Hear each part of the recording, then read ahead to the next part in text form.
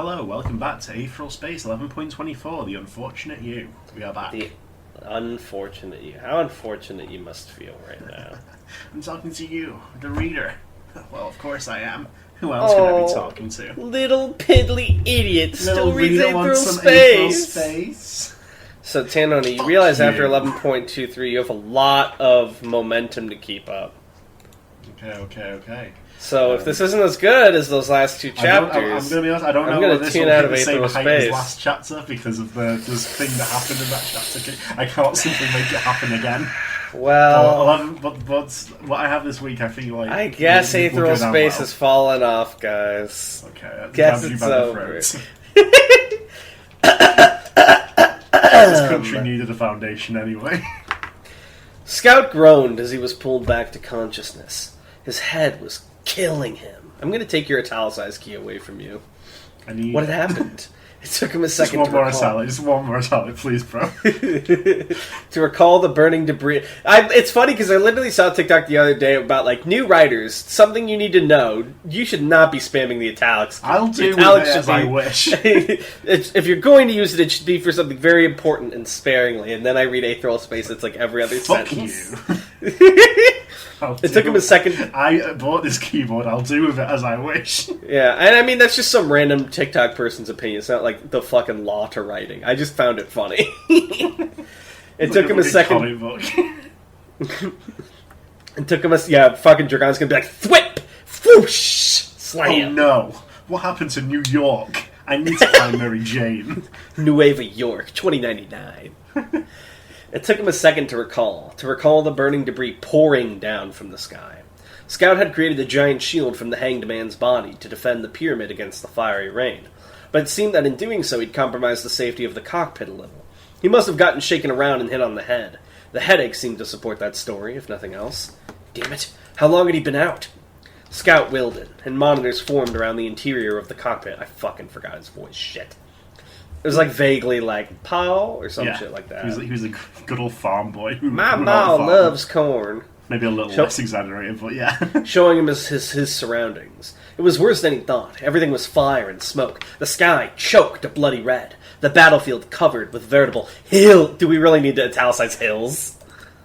Veritable hills of skinless corpses. Do what you want. That's the saddest moment in space. The fact they were flayed wasn't necessarily a bad thing, of course, but there were so many. Scout pulled a hand free from the liquid metal and put it to his ear, to the communicator there. "Pa?" he called. No response. Were the comms down? Gritting his teeth, Scout squeezed his eyes shut and willed the hanged man to change its shape again. While he'd been unconscious, it seemed like the Arcana automatic had degenerated to a... Is it automatic if he's piloting it? Does it have another name? Well, yeah, it's just still an automatic by virtue of being, like, of its origin. Even if it's technically not. More you know. Arcana Automatic had degenerated to a vague pile of liquid metal, but at his direction it reconstituted itself into a humanoid form. Shallow holes, speakers, opened themselves up along its form, pointing in every direction. Within the cockpit, Scout formed a microphone from the wall and pulled it close to his mouth. "Paw!" His cry, amplified by the speakers, echoed out across the surface of Elysian fields, ringing through the ears of every single person who heard it. For a moment there was no response. Silence. A hollow quiet. I'm imagining that fucking scene. You haven't read Record of Ragnarok yet. I think I saw it. Yeah, where Adam's like, somewhere out there a baby's crying. Don't worry, your father will. Then he gets it. And then a dragon swooped down over the horizon. I think I'm echoing for you, by the way. Maybe I'm insane again. Can we fix it? Is that that? Yes. Oh dear, this is a sentence. Human dripped from the ceiling. Some of the special officers aboard the Tartarus had followed the same line of reasoning as the Ascendant General, that the intruders, whoever they were, would be targeting the man who was directing operations on the ground, Winston Grace. Perhaps they'd hoped that acting to save him would earn them some kind of glory, some sort of accolades. If anything was earned, it was kind words upon their graves. Human dripped from the ceiling. Blood and muscle, flesh and bone. when Lily Aubrasher had smashed this unfortunate fellow up into the ceiling of the briefing room. He had lost his consistency as a human being. Now he had more in common with porridge than man. He wasn't the only one who had met a terrible fate. If you looked around the wreckage of the briefing room, the fucking music plays, the fucking Majora's Mask, whatever. If you looked around the wreckage of the briefing room, you could see them.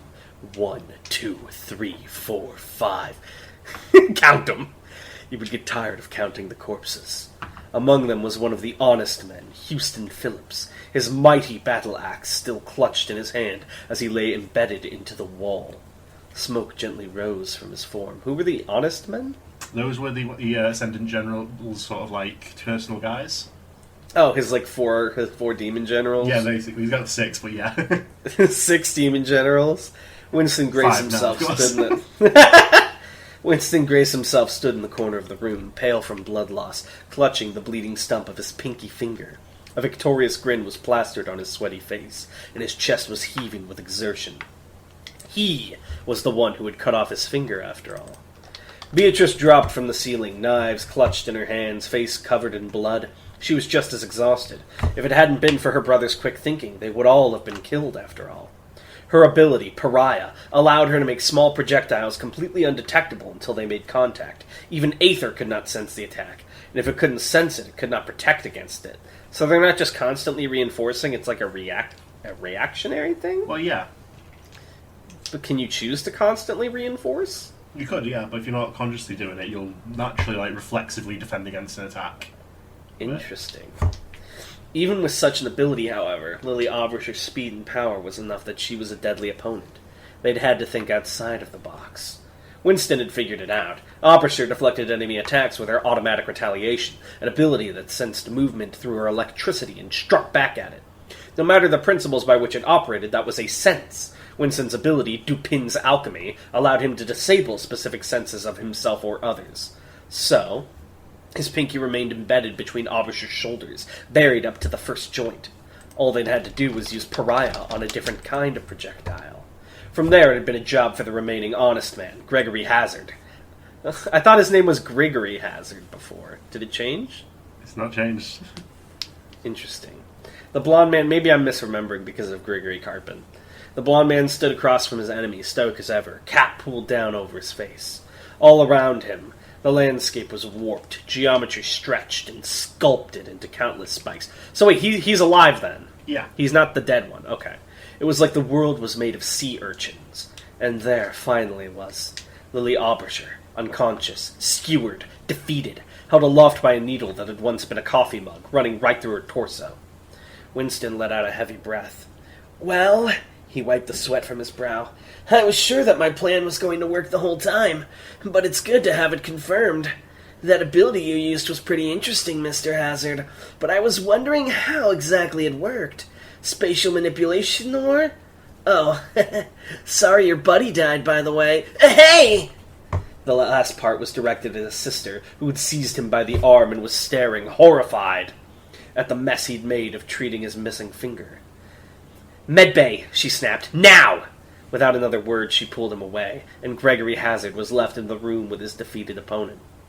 She had been powerful. If I was in the Aetheral Space universe, in a world where people are constantly coming back and awakening, I would fucking, anytime I'd kill someone, I'd do zombie rules. I'd skewer their brain and fucking chop it up into pieces.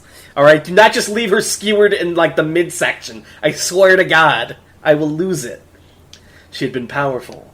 They'd destroyed her heart, and she just kept going, powered solely by her ability.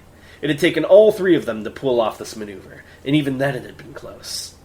Gregory adjusted his cap. What should his voice be? Just as it sounds. Yada yada does it, he muttered. He really hadn't wanted to use the unfolded world here, but he'd been ordered to take care of this woman by the Ascendant General. He wasn't in a position where he could hold anything back. I fucking called it! Lily Aubrasher twitched. Gregory raised an eyebrow. Still alive? That was unexpected. He hadn't expected being stabbed to finish her off, but the unfolded world should have rearranged her internal organs into bold new shapes when the wound was opened. She really was something. Oh well. Paper Moon. As Gregory approached, he folded his right arm up into a razor-sharp blade, ready to slice Aubrey's head off. From there, he dismembered her body as much as possible. That was the best way to avoid an Aether awakening, after all. Okay, so see, Tan's following my line of logic. I appreciate that, Tan. Because I was about to say the same fucking thing. In a world with Aether users, every Aether person should be decapitated and have their brain fucking sliced up. Ethics be damned. People are splattering into goop, okay? No one cares about bodies. To be honest, destroying the brain would not necessarily have an impact, because the Aether... Are you kidding me? That's where the consciousness is! No, what's still running that shit? The Aether awakening is when you die, and your Aether, with the remnant of yourself in your Aether, thinks it's you and goes crazy. But the Aether comes from fucking... No, that's not how you wrote it. You wrote it as... It's exactly what I wrote! No, how you wrote it was, as they're dying, their last wish, opens up Aether, and they channel Aether from elsewhere, and that Aether takes over. It wasn't their remnant Aether when they were dead. That is word for word what I said in prior chapter. I'm not I will literally go to fucking chapter 3. Hold on, arc 3. We're going back. After I finish this chapter, we're going... on next time it happened, though. Changed, you mean? Retconned? This guy. You fucking retconning bastard. I'll kill you for this. Why am I arguing you at the middle of the I decide the answer, don't fuck with me. I know, but you're deciding wrong. You're retconning how you wrote it before. You're breaking the promises you've made to me as you read it. Because this implied that Aether came from another dimension before, and that it was, overcoming the body, because, they allowed it to. But now you're saying it it's just, a scientific principle reacting on its own. In which case, there is no hope if you fight an Aether user. They will always awaken. Gregory 3 times in the whole story, come on. It's about to be 4. I can smell it. Gregory raised his blade up high. Oh, fuck, who's talking? You'll probably want a voice like this. Hold a moment, young man, cried a voice, and paused. He glanced to the source of the sound. That's not the voice you did. You probably want a voice like this. Yeah. Hold a moment, young man, cried a voice, and paused. He glanced to the source of the sound and spotted it instantly. That's how we know this guy's serious. He spotted the sound instantly based on what he heard with his ears. They're emerging from the dark... I don't know why I'm fucking being a shit. I love this story so much. There emerging from the darkness was a tiny man in a tiny floating vessel, barely the size of Gregory's thumb. This was Hars, the section chief of the absurd weapons lab. Gregory had seen him on the bridge, even if Hars hadn't seen him. I'm executing the intruder, Gregory said quietly, his eyes dull. Is there a problem? Hars zoomed over in his little hovercraft. That's my hovercraft noise. Minuscule arms waving in the air. Of course there is! Of course there is! He shouted, clearly agitated. Are you mad, man? Are you sick in the head? This is a unique specimen, like nothing I've ever seen before. He finally got close enough that Gregory could see his face, his grinning, unsightly face. Enlarged eyes beamed at him from behind the goggles.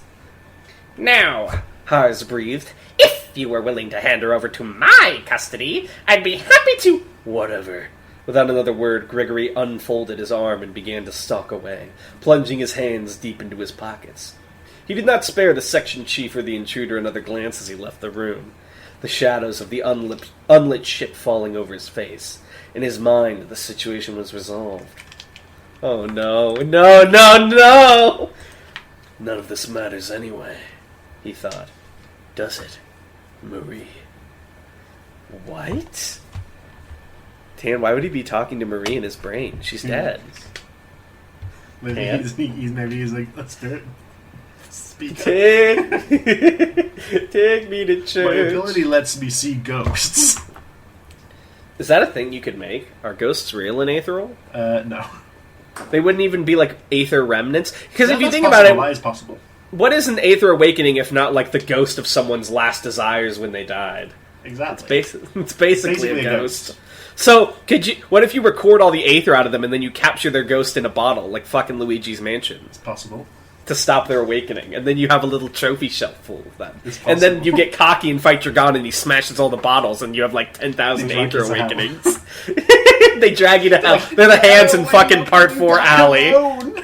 Could you imagine that? You try to go to the Aether alley, and all these hands grab you? Oh man. As one, oh fuck, my eyes feel weird. Hang on, one's bulging out more than the other. Oh my god, it's at Mars. I'm Hars. Ugh. He's literally me. He's the same height as me, too. As one, Ruth Blaine and Morgan Nock charged towards their opponents. The marks and pain of their extended battle barely wearing them down. Even as the storm of pitchforks raged around them, the resolve in their eyes went unblemished. Morgan reached his hand out, and, without a word exchanged, Ruth seized him by the wrist, whirled around, and hurled him up towards the sky. This was not a strategy they'd discussed. Since they'd decided to join forces, they'd barely spoken to each other at all. This was nothing but mutual flow from mutual warriors.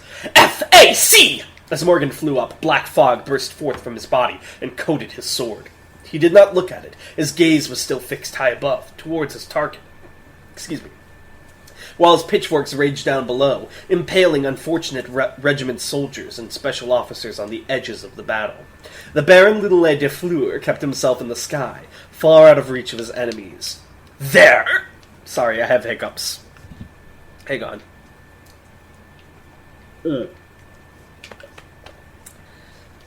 Forgive me, Lord Chan. Morgan broke free from a cloud of dark weaponry and, kicking off the handle of one of the pitchforks, launched himself further towards the Baron.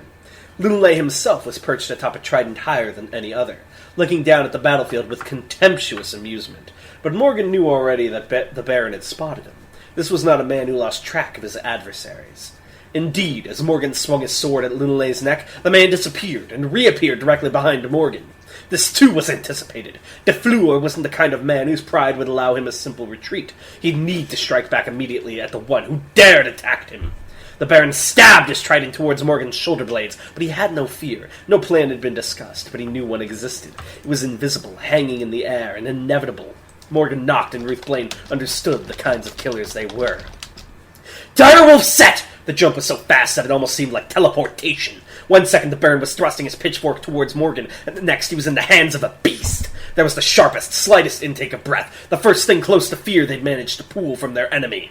It took only a second for the Baron to teleport, but Ruth's attack was faster than a second. Her full metal fist smashed into Lillet's face, shattering his nose instantly. It makes the fucking sound effect when Star Platinum punched Higher from Green. I win. Justice belongs to the victors. Blood splattering in every direction. Blood splattered everywhere as the Baron quickly translocated himself to another pitchfork. But his opponents had been more than ready for such a maneuver. F.A.! Morgan projected a platform of solid fog beneath him as he ran across air, his shrouded sword at his side. He's fucking Naruto running in my head.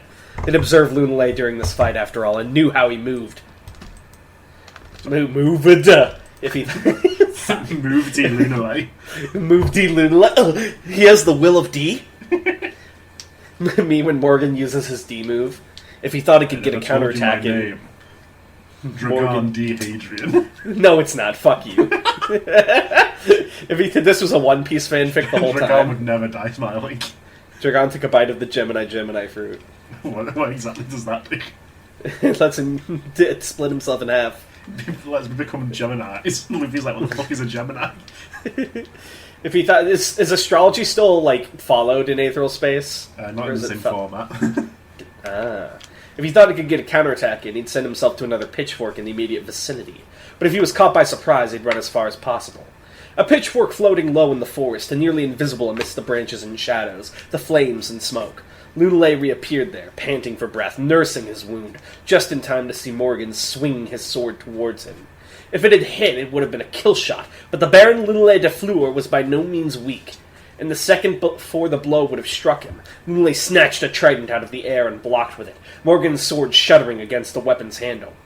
Weak! The Baron hissed. And predictable! If this is all the new crop of special officers is capable of, it's no wonder we're in such a C.A. To tell the truth, Cut and Amplify were somewhat redundant abilities. Cut increased an object's sharpness, and Amplify enhanced an object's most prominent properties. With a bladed weapon, they pretty much did the same thing. If he amplified the Cut ability itself, though, well, that was another story entirely. Morgan's sword, honed to divinity, sliced right through Lillet's pitchfork and slashed down through his shoulder, opening up a bloody wound. The only thing that saved the Baron from death right then and there was his retreat. 2 pitchforks swooped in and hooked themselves under Lillet's armpits, pulling him away. He didn't get far. Burning trees exploded out of the ground as Ruth Blaine tore her way through the forest, reaching Lunalei before he could even finish running away. As she swiped at him with her claws, he seized his pitchforks and blocked again, with everything he had. Under constant attack like this, it seemed he was having issues organizing his teleportation. If these pitchforks couldn't stand up against Morgan's sword, they certainly couldn't withstand Ruth's claws. Both snapped easily and went flying apart. But but that bought enough time for Lunalei to plant his hands together. But that bought enough time for more pitchforks to swarm in. But that bought enough time for the Baron to grin wickedly. And most of all, it bought more time for him... Should it be enough time? Oh, yeah. It bought enough time for him to speak 2 words. Damnation Ira! Lunalei hadn't especially wanted to use this. It was a wasteful technique, excessively destructive and hard to manage. Even if it wasn't those things, though, he'd have still hesitated. The pitchforks he used Ira on took far longer to regenerate than usual. Several minutes, rather than the seconds he was used to. In this case, though, he'd been pushed to the brink. It was Ira or death. As one, the pitchforks he'd summoned exploded, each one detonating like a mighty grenade, teleporting high into the sky. Lunalei only had to look down to watch as the blasts tore through the forest and the earth. Great piles of debris and shrapnel flying in every direction. Morgan knocked and Ruth Blaine had been caught right in the middle. Even if they'd survived, there was no way they'd been unharmed. Even so, he wouldn't be taking any chances. With the additional Aether batteries he'd gathered during the course of this battle, right now Lunalei had control over around 209 pitchforks. That didn't include the ones he just used as bombs, of course. But it should suffice for this technique. Spreading his arms wide, Lunalei summoned his weaponry, and they manifested around him like an inverted globe, the tip of each blade pointing directly towards him. Lunalei braced himself, just for a moment, and spoke the name of the technique that would kill them. Lasciate ogni speranza! Damnation superbia! Voice intrate! Did I pronounce that right at all? Probably not, but good effort. Alright, then you do it, Ryder. No, I never said I could. You have to be able to pronounce anything you write, so go ahead. Tell us the canon. How does he say it? Lasciate ogni speranza, voice intrate. That's exactly how I did it, but choppier. I'm going to kill you now. I think I've got some lag on my internet. Oh, is that what's happening? Yeah, that wasn't. I wasn't choppy. That was the internet. Interesting. I heard a verbal stumble in Chintrante. Discord's fucked up. I love you so much, Maybe man. a soundboard? You have no idea how much I love you. Thank Speaking of the soundboard, can we add to the soundboard the Miguel sound? We could try. A great snap sounded out over the forest as countless threads of cruel red aether lashed out from the Baron's chest, connecting him to the pitchforks arrayed around him. Maybe... it's fine. There was a grim whoosh as the weapons were pulled in, each and every one striking Lunalei with all of their blades. A gasp of pain escaped his mouth as slowly, the weapons crawled into him, like they were being devoured by his body, all the way to the handle. The black material the weapons were composed of began to spread across his body, forming a dark shell all the way to his fingernails. The vivid red of his pupils faded, leaving his eyes a pale blank. His hair, too, was bleached white, flowing behind him resplendent and free. As the Baron floated slowly to the ground, a dark cloud hung around him. The vaporized remnants of his garments burnt away by the sheer power he was exuding. It was fine, with the red veins shining through his stone skin, trading his musculature. He barely looked like a human at all, much less an undressed one. Oh, he's naked. Oblos would be happy. He's like my brother. My brother. These Why people did we did fight? not stand a chance. He's saying that as he's being pinned down by a trident. he's looking up like, so that's who you were. If I had known, if we weren't on different sides of this war, we would have been lovers. These people did not stand a chance. That had been obvious from the start. Lunalei had the experience of an entire lineage behind him. Indeed, the Baron was a scurrant, but not one of the circus freaks you would see among the common folk. No, his kind was one that had been specially designed for pedigree. Genetic memory allowed him to recall, however faintly, the experiences of his ancestors. Wait a minute! Tan Honey, I recognize that power. What, from Assassin's Creed? From Atlantis Grail War. Oh. I guess you pulled both from Assassin's Creed, but I thought you were reusing the power, and I was really excited. I don't remember using this in Atlantis, to be honest. In Atlantis, I remember you had me take on the body of this guy, and his power was he, like, recalled ancestors of himself that were good at different things. Fair enough. Do you remember those rose-colored memories? I do, those were fun times. They were fun times. Skill and discipline they had honed throughout their lifetimes were all at his disposal. These fools were not facing an individual. They were facing the history of the supremacy itself. My ancestors smile upon me, Ruth Blaine. Can you say the same? This was not an aether ability like the principalities of the UAP, but something baked into Lunalay's very being. From the moment he'd first taken breath, he'd been superior to these people. Well then, Lunalay muttered to himself, feet finally touching the floor. He's like hovering down. Yeah, that's exactly what he's doing. His hands are like posed out, where like the palms are facing up and they're bent at the elbows. Yeah. Shall we get started? Those two, however injured, would still be in the smoke brought up by that explosion. Lunalay took a single step and bounded off the ground, a mighty geyser of dirt and stone being kicked up by his movement. It's so Dragon Ball Z right now. It took about a second for him to find his targets. Morgan had created another shield of fog, and Lunalay tore it open with the barest of efforts. Within, he could see the two of them already leaping to respond to his attack. To his eyes right now, they seemed so incredibly slow. Ruth Blaine's claws, infused to their limits, were repelled off of Lunalay's new skin with a shower of sparks. He planted a kick right between her legs and... Jesus, like in her crotch? Yeah. Fucking owned. He planted a kick right between her legs and sent her flying up towards the sky. Armor shattering around her. She's fucking out, I assume, forever. Jesus Christ, a crotch kick on anyone is so cruel. One down! You made me do it! These peasant methods of attack. Morgan thrusted not his sword towards Lunalay, but his empty hand, palm pointed right at the Baron's face. It was obvious what he intended to do. I'm only saying it like this because I assume the narration's like from his perspective now. He was going to unleash more of that black fog into Lunalay's mouth and attack him from the inside. How cruel to old Lunalay! Moving at the last second, the Baron ducked under Morgan's arm and planted a mighty punch right into his chest, feeling the satisfying give of a ribcage before his knuckles. 2 down! A sigh of happiness passed through Lunalay's lips, breath leaving his mouth in the form of steam. How wonderful it felt to re-establish the proper order of things. Damnation Superbia was the most powerful ability the Baron possessed, just below Vanagloria. Oh, so there's still one more if it gets too heated. This fight still has at least 5 chapters, guys. Stay in.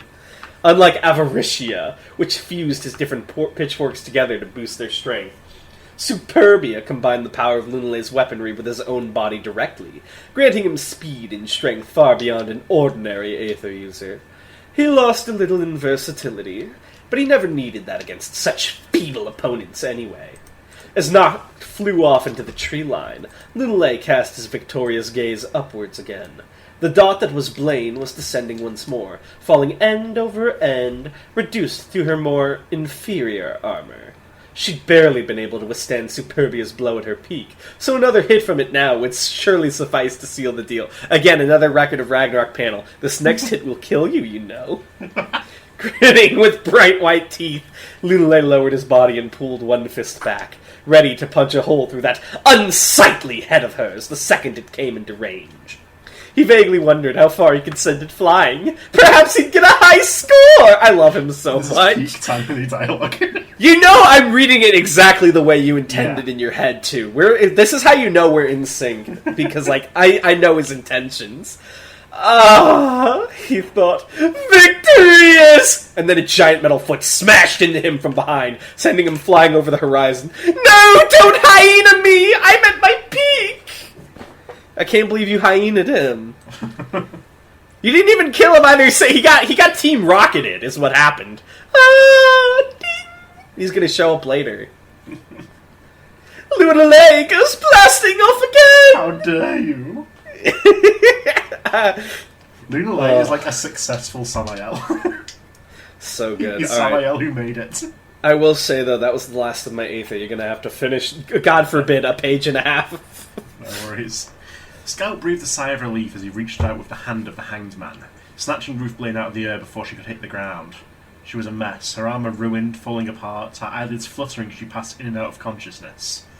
Clearly she was in no fit state to fight. Scout absorbed her body into the palm of the hanged man and began transferring her over to the cockpit. Here, at least, she'd be safe from the crossfire. With that done, Scout's eyes flipped towards the man he'd kicked, the man who was now floating along a distance away in the air, holding onto a single pitchfork to keep him aloft. Scout swallowed as he regarded the enemy, felt the power radiating from him, and saw what exactly he'd done. A long, jagged crack ran through the enemy's stone body where he'd been struck, and an unearthly red light shone from within. That furious light, though, was nothing compared to the hateful gleam in the man's eyes. If looks could kill, Scout would have been reduced to a blast shadow immediately. "How dare you?" the man hissed. "How dare you?" Seemed like he was pretty pissed, but he still hadn't seen the extent of it. Scout hadn't come here alone. Behind this man, behind the special officer, something else was approaching. Something from straight out of a nightmare. What? The ability Roy Oliphant Dawkins had woken up with. Oh, was a grim fuck one yeah. indeed. The power to Roy Oliphant Dawkins waking up and hitting his Mario Party dice. The power to strip and manipulate the skin of the dead. Since the battle had begun, Roy had been acting as a scavenger, gathering material from the countless corpses the fighting had produced.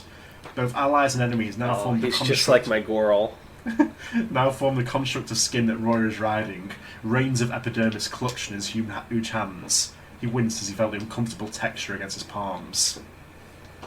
With the skin Roy had gathered, he'd crafted a patchwork beast, long and spindly, with 4 huge wings propelling it through the air. Tendrils drooped down from along its midsection like the legs of a centipede, and the head of the draconic beast tore itself open in imitation of jaws. It didn't actually possess the kind of crushing power needed to bite down on something, but suffocation would be inevitable for anything swallowed.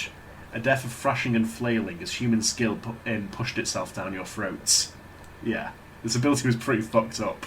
He decided to call it Puff Blankets. That would be the name I of love how you wrote it like a 90s movie narrator, like, yeah, this is pretty fucked up.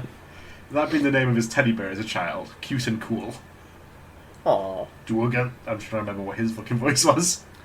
It was like this. It was very noble. 2 against 1, buddy. Yeah, he's like had like a superhero thing going on. He thought. I literally just imagine him as the Escanor from Seven Deadly Sins. We got a little bit different to make. He thought. Really? You'll have to run it by me. Still, feels like this is going to take a while. With another mighty flap of the dragon's wings, Roy lunged towards the Man of Stone. Who do you imagine him as? A little bit like Uvogin from Hunter x Hunter, but like you'll have to send me a picture. You'll have to send me a picture because I'm not that far in Hunter. Show me. Let me show you him. Good chapter. That was fun. Stayed very mobile with it. This is that guy. Yeah, I thought Roy was a redhead. Yeah, but with red hair. I just want me like general shape. Nice. I like this chapter a lot. Thank you. Good stuff. So I have an Aether question for you. Oh, absolutely. And I know your answer is probably nothing has survived this long, but my question was, even if it's like how the Supremacy's been in different forms, is there anything from our day that has survived in the modern day? And if so, what was it and what is it now? And if not, what is the oldest standing institution in the Aether universe? In terms of like continual like governments or anything like that, absolutely not. Well, like even a company or like a brand or some sort of family or something. No. Like, what is the most enduring thing? The most enduring thing. Well, we have seen mention Arc 3. There was like a gambling game being played in a casino there. There was like an ancient, even in our time, gambling game. So that made a resurgence somehow. What was it called? I can't remember. I'll have to go back and get the name of it. Do they have records of our day's history anywhere? No, it's all faded away in the sands of time. All of it? Yeah. We had a lot of stuff digitized and like recorded everywhere. They didn't even see the Voyager when they were traveling through space and like open it up for a little time capsule. It's out all the way out though. Yeah. Space is big. Yeah, but you said they like went. That makes me sad that nothing survived. Voyager comes back in the anime original movie to learn Aether. It's just a satellite, but it had like... Well, am I thinking of Voyager? We sent like a satellite with like all the things we thought were important to humanity, like a record and shit. Yeah. They never rediscovered that? Nothing? It beat them out of the galaxy. Wow. They don't even know what was going on? There were several apocalypses before Gene Tyrants came along. So, like, they don't know about the... Well, this kind of changes everything, because I thought I got your approval in Do or Die that he would, like, know what a six-shooter rifle or revolver was. Stuff like that comes back, like, under necessity. But it would have... It's sort of... it's reoccurred rather than being continual. Oh. I want it... Oh, that's sad. So what's the most ancient Earth history that they would have? Or ancient the planet itself home, some of the cities there, even though they're no longer around.